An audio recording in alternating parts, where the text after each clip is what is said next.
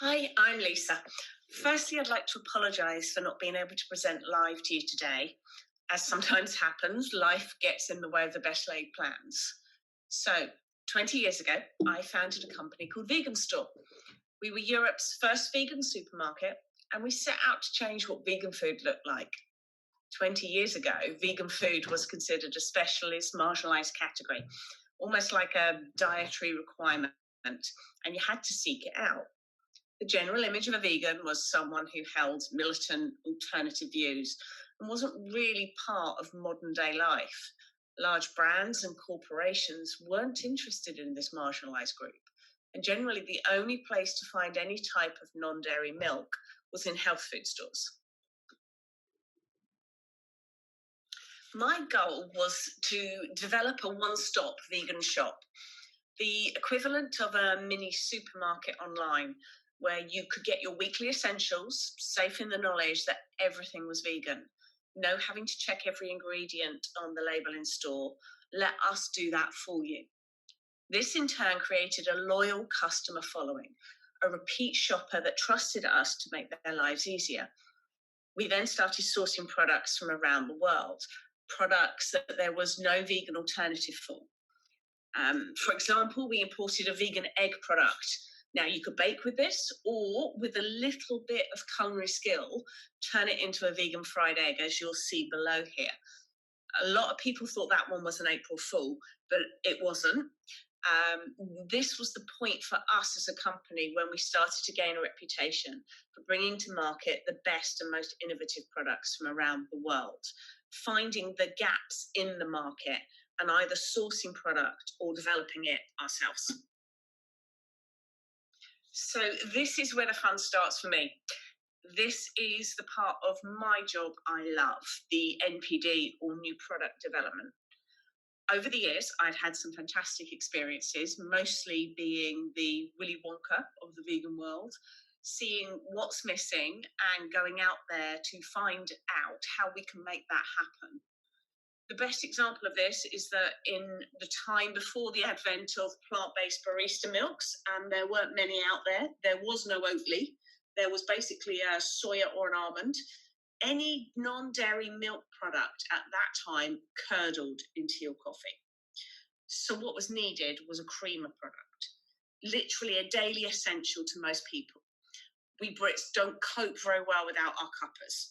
So we set out and we developed Soyamate, a powdered creamer that didn't curdle. You could take it on holiday and make up soya milk by the pint if you wanted. But I say a good 99% of people bought it to make their tea and coffee creamier. Now, I could tell you with stories of how we searched for a marshmallow factory that would work for us. And in the end, we worked with another vegan company in the US and ended up having vegan marshmallows made in Costa Rica, then shipped back to the US and then on to us here in the UK. That was back in 2005, and a 200-gram bag of marshmallows ended up retailing at nearly £5 a bag. But they sold. There was the demand there. Then there was the time we developed grated cheese for topping pasta. And I have to be very careful here because I did receive a letter from the Italian embassy to ask us to stop referring to it as an Italian cheese substitute, even though between you and me, it was made in Italy. But what most people know us for are two ranges.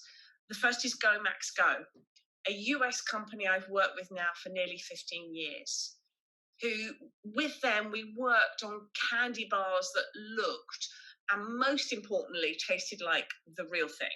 You'll see below there's a photo of the Twilight bar with the caramel and whipped nougat, and the Joker packed full of peanuts and caramel and nougat. And you'll see they look like your regular convenience on-the-go candy chocolate bar. The other product we're known for is Golden Crunch.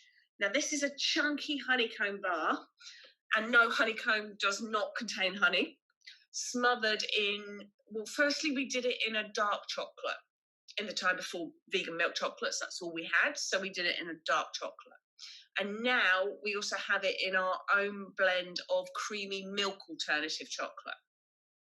And as from a couple of weeks ago, we now have the chunky egg, And it is chunky. There is honeycomb chunks studded all the way through the walls of that egg. And they've been our real hero products throughout the last 10, 20 years.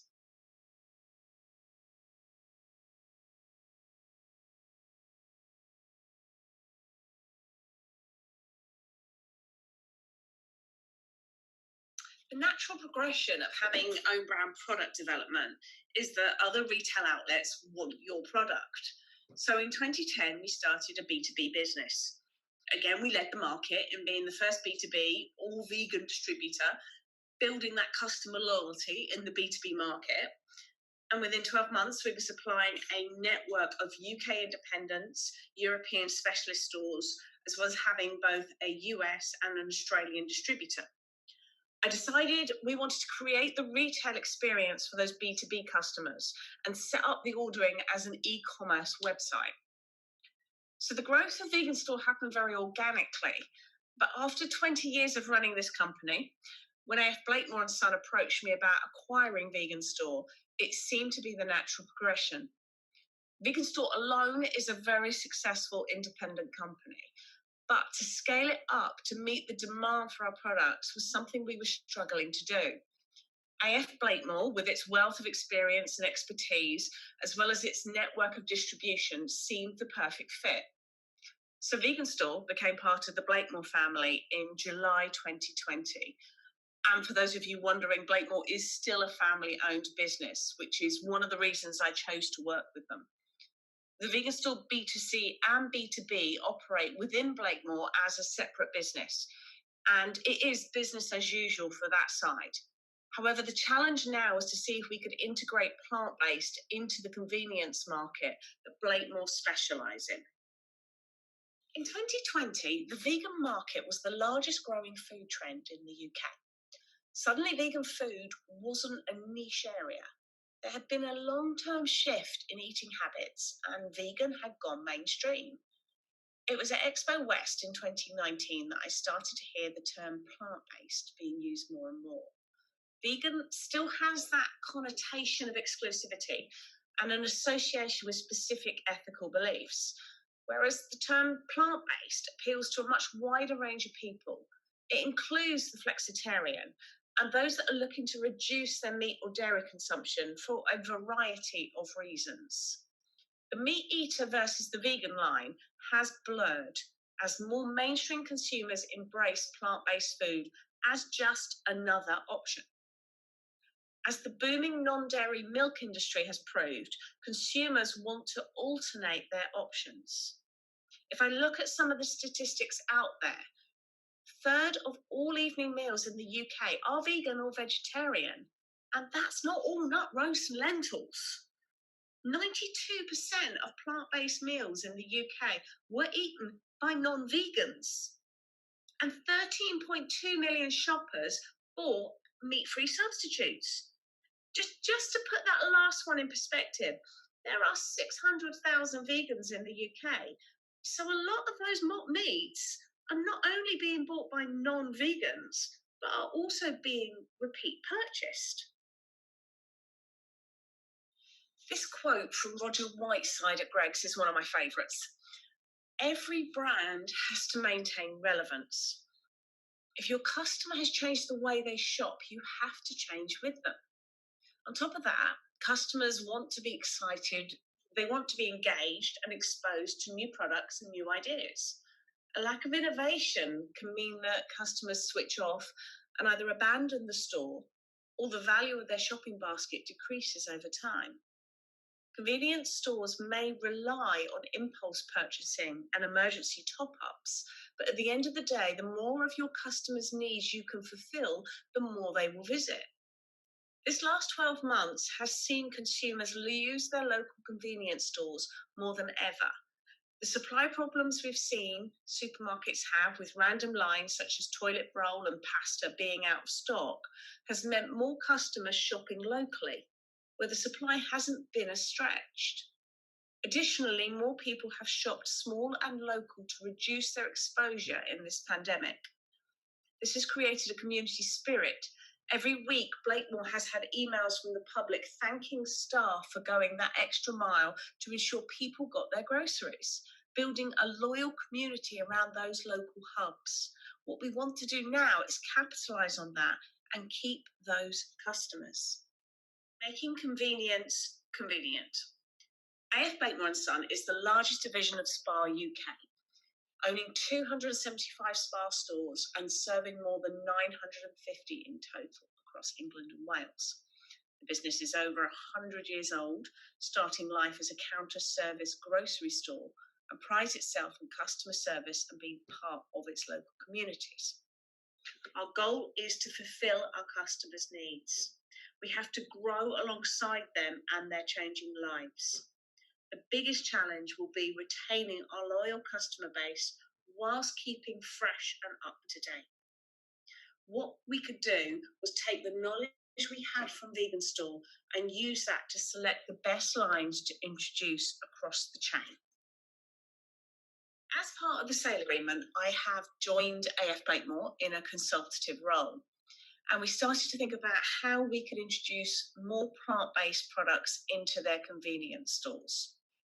Now, as the new year rolls in and people's minds focus on health, New Year's resolutions, and starting the January, it seemed the perfect time to introduce a freestanding display unit into stores. We wanted to build a plant-based range that consumers will love, but also is going to generate sales. It's no use putting the product in the store if it's not going to sell. So I focused on the basics: meals in minutes, essential staples, confectionery, and snacking on the go. Curating a stable of key products that taste great, are of reasonable price, and attractive to all. I wanted to give the customer big brands that they trust and recognise, and products that they already purchase and enjoy. Just this time, it was going to be plant-based. A great example of this is the Frutella jellies and the macaroni cheeses. The freestanding display unit was perfect for small convenience stores, as it could be located anywhere in the unit, but it also provided a clearly labelled plant-based section, making it a destination point in the store. We obviously wanted to attract new customers into our stores, but also serve our existing customers' needs. Lastly, for the stores themselves, I wanted to make this unit simple to manage. We often think about our customers' needs, but we also need to consider the logistics for our staff. So I used the existing suppliers we had to make deliveries efficient, cost-effective, and low risk. Range has been selected and all the logistics are ready to go. It's time to look at how we're going to promote this. As we all know in this day, the most effective and cost-efficient way of promoting your brand is social media. However, to build an effective social media community takes time. When in discussion with the brands represented on the FSDU, one of my requests of them was that they work with us on promotion, that they would use their social media to get word out that they were now stocked in Spar, driving new customers into our stores and showing that Spar was catering to consumer demand and following its customers' needs. Although I had focused on big brands, we also had some smaller UK companies represented. These for me were the plant-based hero brands, the products that tasted amazing but were only stocked in smaller independents, the products that consumers literally say, "I can't believe that's vegan." These smaller brands often have worked harder at building a social media presence and have very loyal customer communities. These are also the brands who are looking for the listing in a national chain. This can be a mutually beneficial way of both parties getting what they want. For us, we get exposure to a customer base we may not have access to. And for them, they have the chance to be listed in a national chain and be promoted on an FSDU for no marketing spend. Other marketing we did included a dedicated mail shot to Vegan Store's retail customers, and social media posts across all Vegan Store platforms. The beauty of an FSDU is that it can easily be refreshed or changed, And we did this in store with Spa. We changed the selection on there seasonally or for new product launches. But we also rolled out the FSDU option to Blakemore's wholesale customers. Blakemore's wholesale customers have access to purchase from Vegan Store B2B.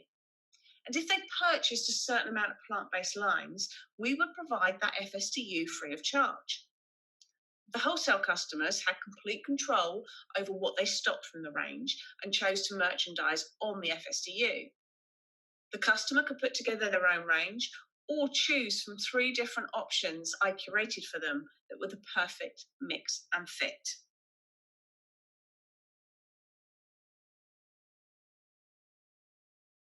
One of the areas that I see retail struggle with in integrating plant-based products into a traditional convenience or even supermarket format is merchandising and clear labelling.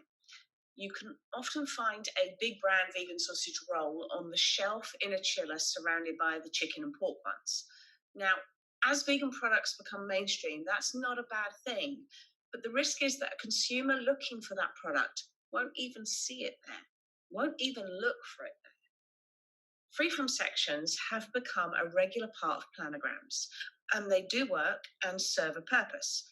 However, that flexitarian customer or the impulse buy shopper looking for dinner tonight will often ignore those areas and walk straight by. They think it's not for them. It's for people with food allergies, in their opinion. As an aside, free from sections can often be challenging for smaller convenience stores that lack the square footage to accommodate them. So we're looking to appeal to the widest possible consumer base, and we're going to merchandise it alongside similar non-plant-based products. What we need is clear point of sale material. You have to let the customer know it's there. Now, whether that's shelf strips, wobblers, or dividers for larger sections, it's doing it in an inclusive way. Let's keep it interesting and appealing. Now, for stores with greater capacity, having a section, say, in the chiller that is for plant-based products can really work. And I do say plant-based, not free from. In my opinion, there is a difference in how the consumer sees a free from section to a well-merchandised area of plant-based alternatives. Again, we're going to make it easy to shop. Here's an area where there are alternatives to your regular choices. It's giving the consumer pause for thought. You could buy the pork sausages, or you could try your regular pork-based sausage brand, but they're new plant-based ones. This again becomes the destination point, and we refresh this regularly. Say I take a chiller as an example. Shelf 1 is your basics, those things that are regular lines and sell well. 3 or 4 products, say. For example, a milk alternative, a plant-based butter, falafel, hummus, maybe some sausages. Shelf 2 are your promotional products. This is rotated regularly, always something new on promotion. Draw people to this section. And shelf 3 is your trial shelf. This is either where lines have sold really well on promotion and you're testing those sales longevity to see if they become regular lines, or something new that you think is going to become a regular line, but it's not on promotion. Lastly, make your promotions work for you. Tap into what your customer is thinking about. With restaurants closed in the UK, for example, we're all using more home delivery and takeaways or takeout. Tap into that mentality. Make it relevant to the products you have in store. I trust that you have enjoyed my presentation and that there was something of interest in there to you. I'd like to thank Bright Green Partners and Protein Directory for inviting me to join this panel. And I'm truly sorry I couldn't be with you today. If you have any questions, please feel free to contact me at the email address below or through LinkedIn. And I'd like to leave you with this quote from Tony Peterson at Oatly. Thank you so much for your time and stay safe.